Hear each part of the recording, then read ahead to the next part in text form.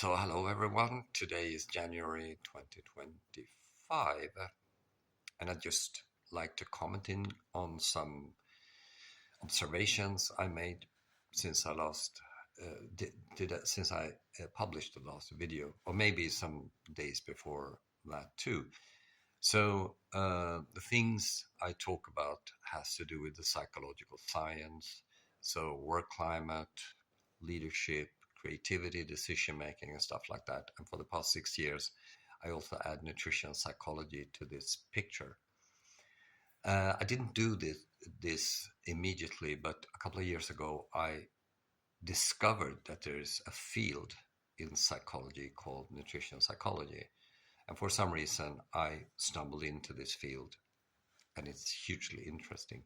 Now, the backstory is that I'm in Finland because I'm an expert, and now the Finns um, have issues with things that can be solved with my expertise. Tricky thing. So the downside is that in times of trouble, the commons don't call for the experts. This is such an interesting thing. Um, how do I know this? Well, and during my PhD days, I thought it would be a good thing to interview executive leaders. And the reason was that my PhD project was about basically executive leadership that influence social creativity within organizations. So creativity is combinatory thinking, and we use it for problem solving, but we also use it for innovations.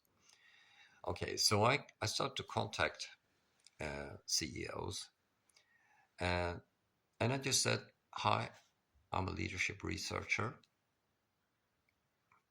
I'd like to interview you. I pay for lunch, and I promise to leave after an hour." So, but they knew that I was an expert who needed to milk them of information. The lunch thing is not a big thing for a CEO, but my promise to leave after 60 minutes is huge because uh, I have some experience of executive coaching, and I know it's the days are, split into sections of hours. Lo and behold, 40% of these people, that's my coffee machine disturbing everything. So 40%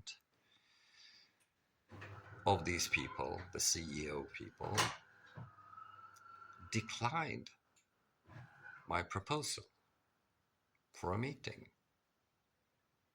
And I thought, wow, how is that possible? I mean, I was an expert already then, and I couldn't really understand how they could reject that kind of proposition. Turned out, this is so interesting. I haven't published this, so most of them, because they were famous, showed up in media uh, in some crisis. They were fired.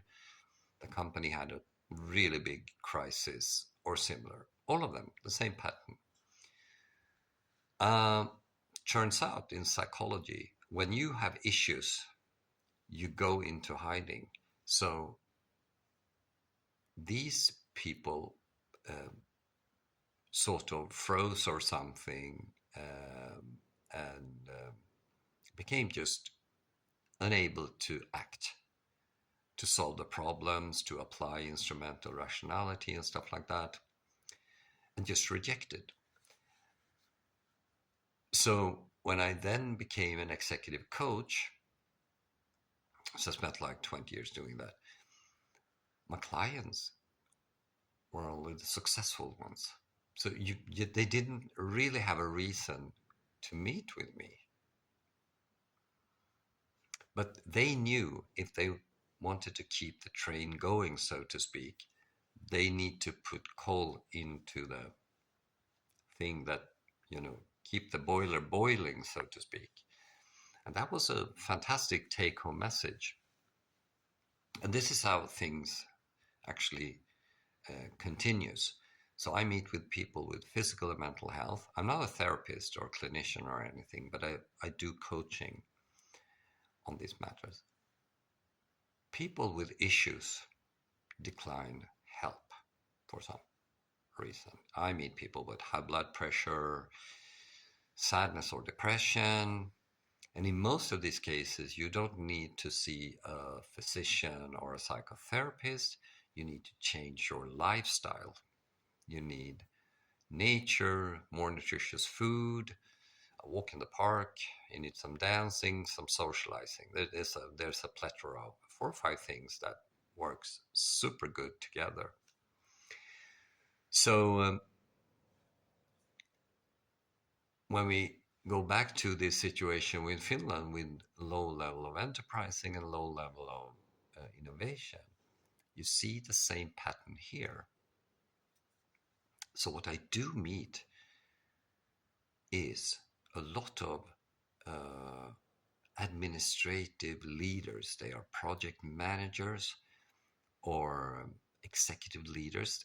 This is all administration, um, who sort of aggressively protect their territory.